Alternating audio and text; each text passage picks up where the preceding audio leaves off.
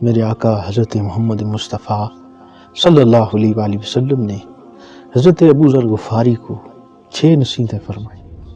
Number 1 فرمایا کہ یتیموں سے محبت کرنا۔ نمبر 2 فرمایا کہ اپنے سے نیچے والوں کو دیکھنا، اگر اپنے سے اوپر والوں کو دیکھو گے تو پھر تباہ ہو جاؤ گے۔ اپنے سے نیچے والوں کو دیکھو کہ اللہ نے تمہیں کیا کیا دے رکھا ہے۔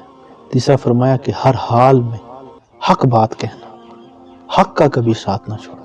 نمبر 4 فرمایا کہ اللہ کے معاملے میں کسی کی پرواہ نہ کرنا، جہاں دنیا اور آخرت برابر آ جائے تو پھر آخرت کا سودا کرنا، دنیا کو چھوڑ دیں۔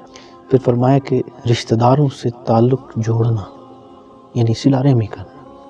نمبر 6 فرمایا لا حول ولا قوت الا باللہ العلی العظیم، یہ اللہ کے عرش کے خزانوں میں سے ایک خزانہ ہے، اس کو ہمیشہ اپنی زبان پہ جاری رکھنا۔